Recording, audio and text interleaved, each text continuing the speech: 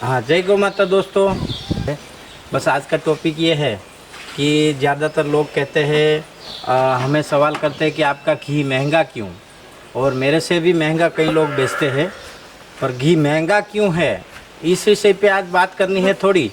और उस विषय को मैं प्रयास करूंगा प्रैक्टिकल समझाने का। ये वीडियो अंत तक देखिए और अच्छा लगे को तो अपने दोस्तों और जान पहचान वालों को शेयर भी कीजिए, ताकि समाज की, बिजनेस की, आरोग्य की और अपनी जो कॉमर्शियल व्यवस्था और परिवार का स्वास्थ्य की ये बहुत बड़ी जानकारी है। तो मैं आपको आज प्रयास करूंगा समझाने का कि दूध घी महंगा क्यों है। देसी गाय का, गिर गाय का, ए टू जो बोलते हैं, वैसे तो ए टू एक षड्यंत्र है, उसके बारे में बाद में बात करेंगे। लेकिन अपनी भारतीय गौवंशों का देसी गाय का घी महंगा क्यों है। तो यहाँ मैंने आपको दलिया बताया है, इसमें इतनी औषध डाली जाती है सभी प्रकार के, और कोई भी केमिकल युक्त जो खली नहीं है इसमें। जैसे कॉटन की खली तो खास नहीं है, कॉटन में इतना केमिकल यूज होता है कि आप कल्पना नहीं कर सकते, इतना केमिकल यूज होता है। तो यहाँ उसके खिलाफ हूँ मैं। इसमें आप देसी कॉटन के सीड डाल सकते हैं। तो एक बात ये हो गई। इसमें सतावर डाली है, जीवंती डाली है, अजवाइन डाला है, काली जीरा डाला है, सेंधा नमक डाला है, हल्दी डाला है।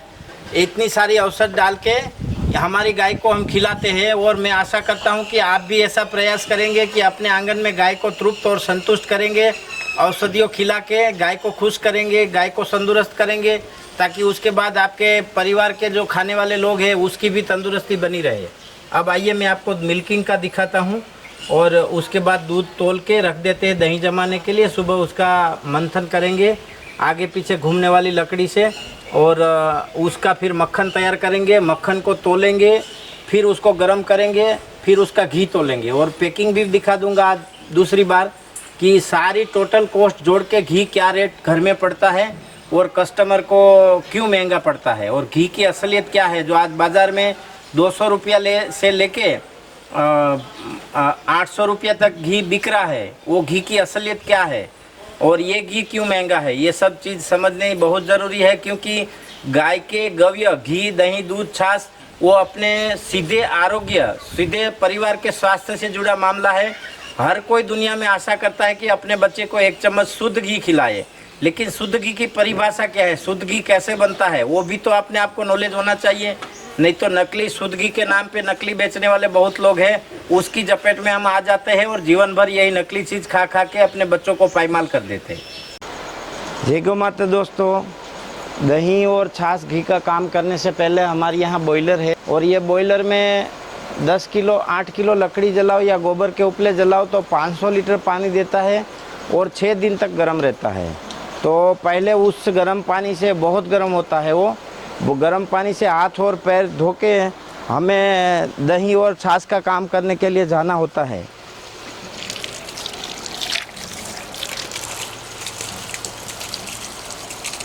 ताकि कोई हाथ के अंदर इन्फेक्शन हो तो वो अपने आप नष्ट हो जाए, और दही मक्खन में हाथ डालने से कोई परेशानी नहीं है। तो आइए मैं बताता हूँ आपको कि ये कितने किलो दही होता है, उसका कैसे मंथन होता है और उसमें से कितने किलो मक्खन निकलता है। ये कांटा आप देख रहे हैं 0 है।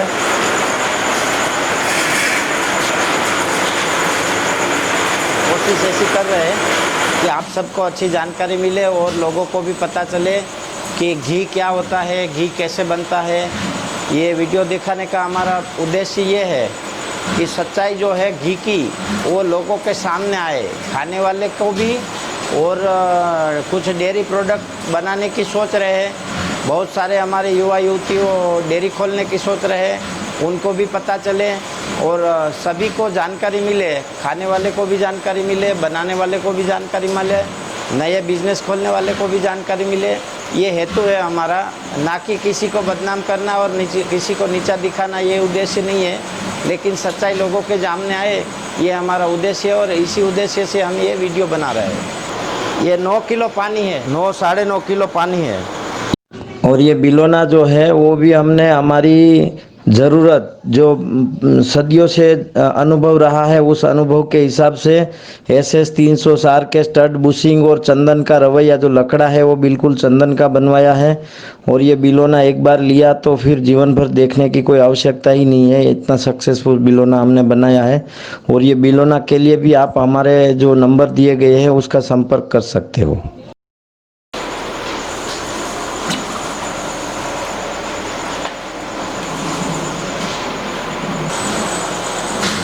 ये डबरा जो हम 00 बता रहे हैं इसमें मक्खन भरा जाएगा। अभी जब मक्खन निकलेगा तो पूरा माप हम बता रहे हैं। दोस्तों, ये जो मैंने गर्म पानी से हाथ धोए आपको दिखाया था वो बॉयलर का पानी है। और यदि हम चाहें तो इस ग्लोव से भी निकाल सकते हैं। ये ग्लोव है जो आप मक्खन में हाथ डाल सकते हो, लेकिन इसका हमने प्रयोग करके आगे देखा है। एक तो इसकी जो सुगंध है, स्मेल है, वो दही में, मक्खन में और छाछ में सब में आ जाती है। और दूसरी बात यह है कि इससे काम करने में बहुत परेशानी होती है। जैसे कि मैं आपको पहन के बताता हूँ। ये सॉफ्ट प्लास्टिक होता है और प्लास्टिक जो है वो कितना भी आप फूड ग्रेड ले लो, कुछ भी ले लो, लेकिन वो चिकनापन पकड़ता है। तो एक बार इसको आप मक्खन में हाथ डालते हो ना, उसके बाद ये इतना चिकना हो जाता है कि आप कोई काम नहीं कर सकते। जो हाथ की मूवमेंट है ना उसको रोक देता है। ये पहन के हमने काम कर लिया जो सूट नहीं होता है, इसीलिए इसका इस्तेमाल हम नहीं करते, पर आप चाहो तो कर सकते हो। और एक और भी ग्लोव्स आता है जो डॉक्टर ऑपरेशन में पहनते हैं, सर्जरी में, वो भी पहन के देख लिया। वो भी पाउडर कोटिंग आता है, तो उसका जो पाउडर है वो सब चीज़ों में फैल जाता है। इसीलिए मेरा मानना तो आपसे ये है कि ये ग्लोव्स पहन के ये काम नहीं होता। गर्म पानी, फुल गर्म पानी से आपने हाथ धो लिया, बहुत हो गया, फिर उसके अंदर कोई इन्फेक्शन रह नहीं सकता।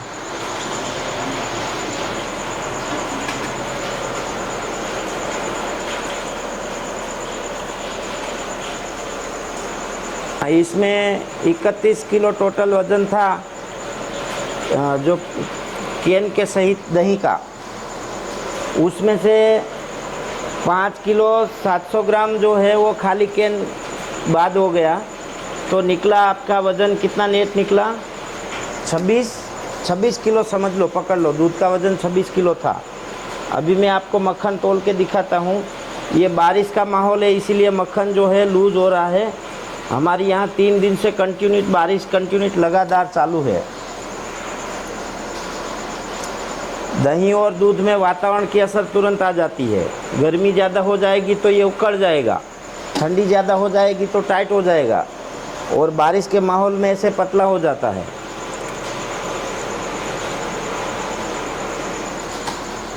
सबसे बढ़िया मक्खन निकलता है ठंड में।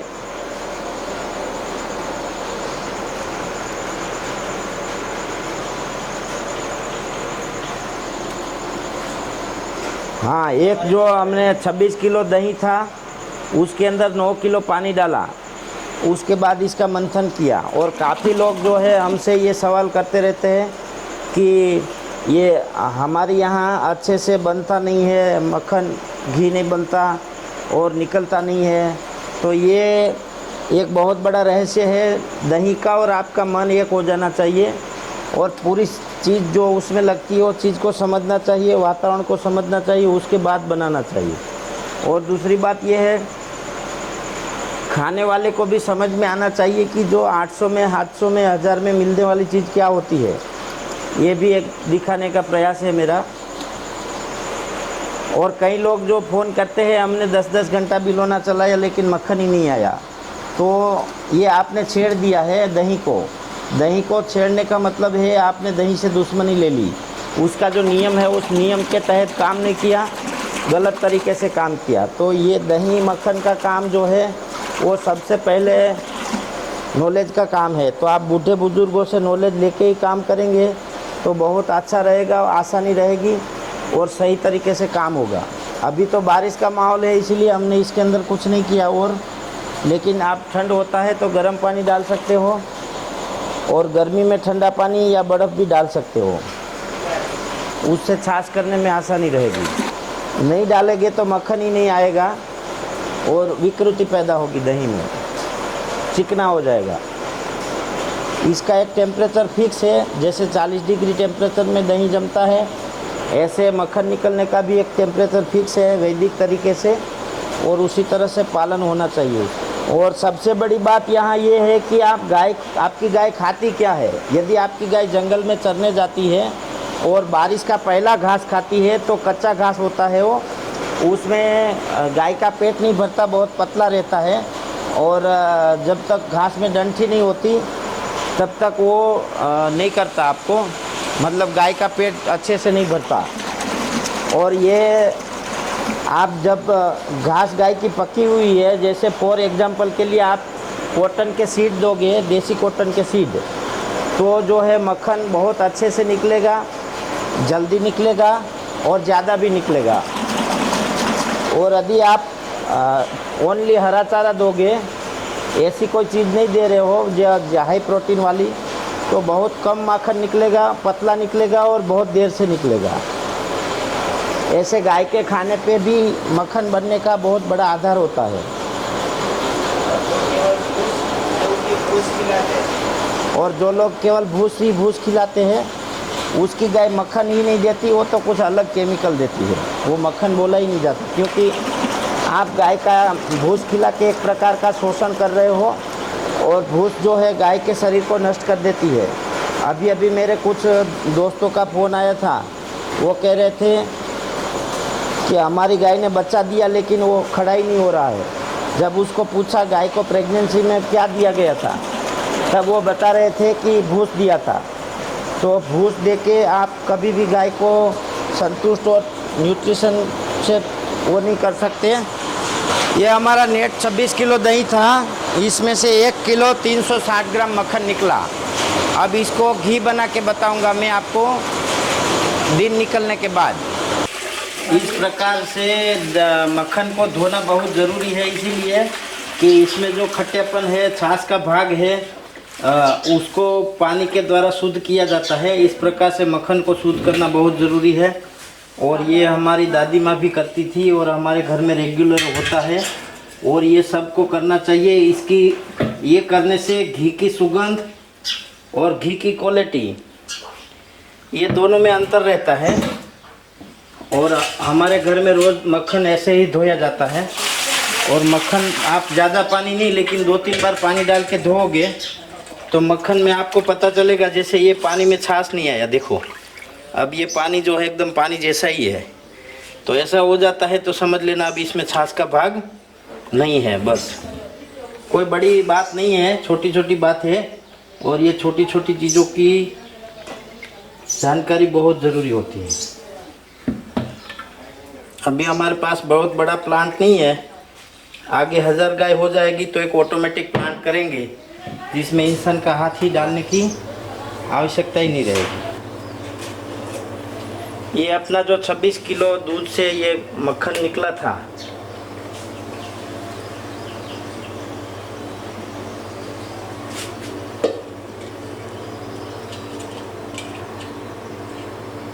एक किलो 360 ग्राम निकला था, लेकिन ये पानी और धुलाई करने के बाद इतना कम हो गया थोड़ा, क्योंकि उसमें छाछ भी होती है ना मक्खन में, वो छाछ निकल जाती है।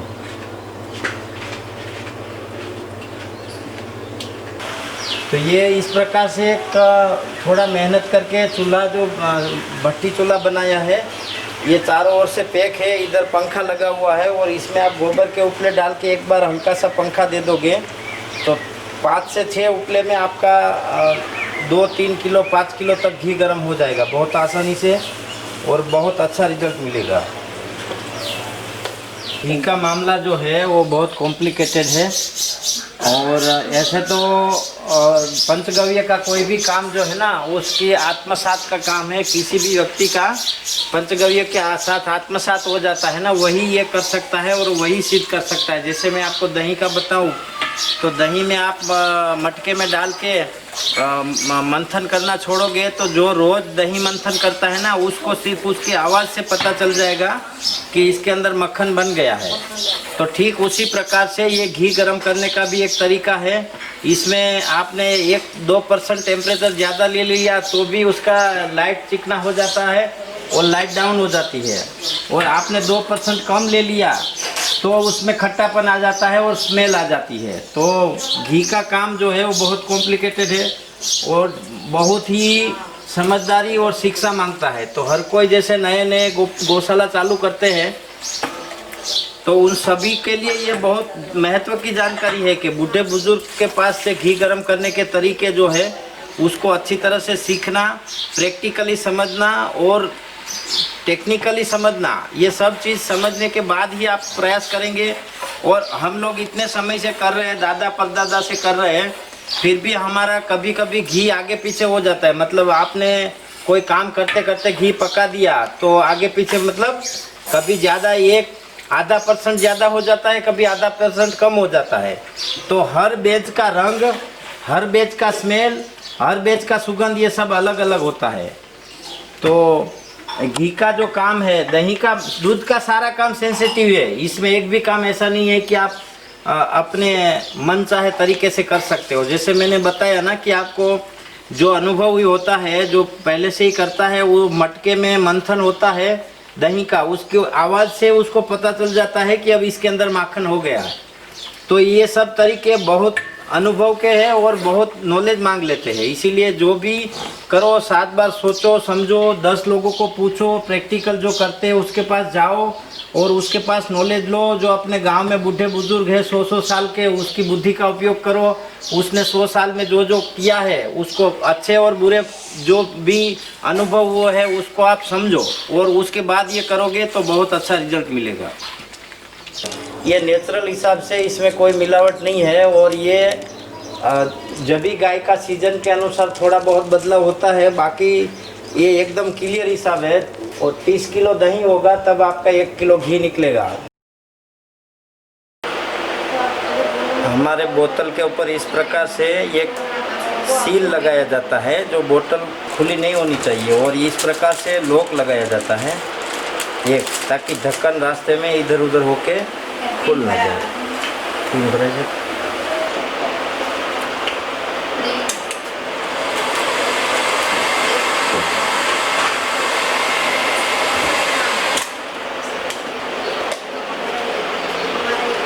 इस प्रकार से इसको अच्छे से पैकिंग किया जाता है और बाद में इसको एयर बबल में ऐसे लपेटा जाता है। और ये पैकिंग जो है ये हमारा लगभग 10-11 साल का अनुभव के बाद ये पैकिंग सिद्ध हुआ है।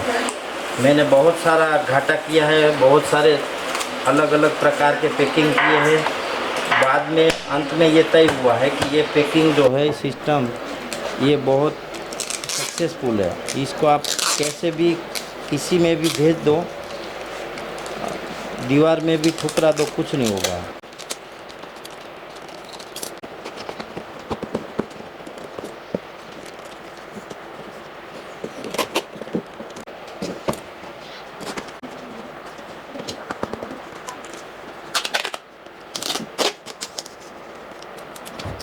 और इसके ऊपर जो है इस प्रकार से एक विशेषकर ये स्टिकर चिपकाई जाती है, जिसको आप पढ़ सकते हैं कि पूर्ण रूप से सिक्योरिटी टेप कटने पर पार्सल स्वीकार न करें। इसको ऐसे ऊपर और ऐसे नीचे दोनों साइड इस प्रकार से टेप लगाई जाती है, ताकि ये पार्सल जो है उसके अंदर कोई छेड़छाड़ ना हो। कोई कंपनी या कोई लेबर भी, कोई भी किसी भी प्रकार का इसमें ये ना कर पाए। इसीलिए ऐसी वो पट्टी लगाई जाती है और उसके ऊपर ये टेप लगा दी जाती है, ताकि वो सिक्योरिटी टेप भी सेफ हो जाए, उसको भी कोई ख़तरा ना रहे, पानी का खतरा ना रहे, अपने आप कटने का खतरा ना रहे, उस लेमिनेशन हो जाए सिक्योरिटी टेप का। ये टेप से सिक्योरिटी टेप का लेमिनेशन हो गया।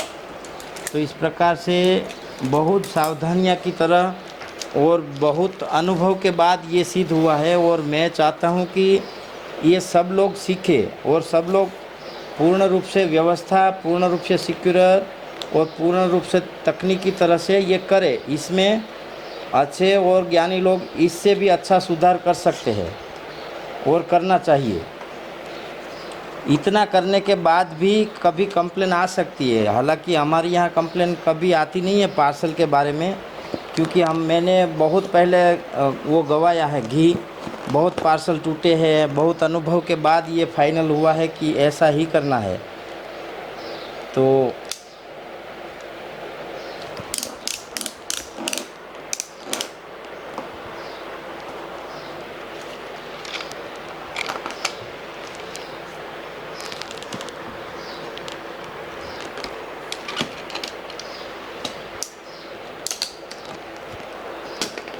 अब इसको आप कैसे भी फेंक दो, कुछ भी होने का खतरा नहीं है। इस प्रकार से ये पैकिंग भी यहाँ इतना बढ़िया किया जाता है कि पैकिंग के बारे में भी आपको कोई समस्या नहीं रहेगी। आप इसको कैसे भी हैंडल कर लो, कोई दिक्कत नहीं रहेगी। हाँ, और यदि किसी अपने गोपालक भाइयों को या ऐसी चीज़ों की आवश्यकता है इसमें से कुछ, तो इसमें भी हम सहायता करेंगे। जो हमारे से हो सकता है वो सब मार्गदर्शन करेंगे। या तो आपको स्मॉल क्वांटिटी में चाहिए तो हम आपको सप्लाई भी करेंगे। दूध कैसे दोते हैं शाम को ये बताया। और फ्रेश दूध का हमारे यहाँ दही जमाया जाता है। और एक कैन में 26 किलो दूध था, तो ये 26 किलो दूध का सुबह आपको मक्खन बना के दिखाया। 1 किलो 360 ग्राम मक्खन निकला और आगे पीछे घूमने वाली मंथनी से। और उसके बाद उसको गर्म करके मैंने घी बना के दिखाया आपको, तो 1 किलो 17 ग्राम घी निकला। तो अब आपको समझ में आ गया होगा, लकड़ी की बिलोनी और आगे पीछे घूमने वाली घर्षण रहित मंथनी, उससे बना हुआ घी वो क्यों महंगा है। वो इसीलिए महंगा है, उसमें बहुत समय लगता है, बहुत मेहनत लगती है, बहुत टेक्निकल दिमाग लगता है, अनुभव बहुत लगता है, उसके बाद उसमें समय बहुत लगता है। और गाय क्या खाती है ये भी मायने रखता है। तो आप सभी से मेरा ये अनुरोध है कि जो गौशाला वाले हैं वो भी सुधार करें, जो घी खरीदने वाले हैं वो भी देखें, और जो खाने वाले लोग हैं वो भी देखें, जो सिर्फ घी बेचते हैं होलसेल में लेके वो भी देखें कि अपना घी कैसे बनता है। क्योंकि घी सीधा जन शरीर पे काम करता है, मनुष्य के शरीर पे काम करता है, और उसकी गलत असर होने से लोग गाय से विमुख और गाय के प्रोडक्ट से विमुख हो जाते हैं। तो जो भी करे इतना परफेक्ट करे और इस संदेश को ज़्यादा से ज़्यादा देश के युवान युवतियों तक पहुंचाइए, घी खाने वाले तक पहुंचाइए। और आगे हम आपको एक नॉलेज के लिए हमारी संस्थान का अनुभव, हमारे वंश परंपरागत अनुभव का एक एप्लीकेशन लॉन्च कर रहे हैं। एप्लीकेशन एक इसीलिए हम बना रहे हैं कि ज़्यादा लोगों को फेस टू फेस मोबाइल से और मेल से हम नहीं सपोर्ट कर पाते। अभी हमारे 2 करोड़ लोग व्यूवर्स हो गए हैं और ज़्यादा लोग ये महामारी के कारण भी गाय और खेती में आना चाहते हैं। तो एक साथ 2-3 करोड़ लोगों को संभालना एक अनपढ़ किसान के बस की बात नहीं है। टेक्नोलॉजी का इस्तेमाल करने का हम प्रयास कर रहे हैं कि उसमें आपकी हर समस्या का समाधान मिल जाए। और यदि आपको सही लगता है तो ज़्यादा से ज़्यादा लोगों तक फैलाना ये सबसे बड़ी गौ सेवा है। यही मेरा आपसे संदेश है और अनुरोध है। जय गौ माता, वंदे गौ मातरम, भारत माता की जय।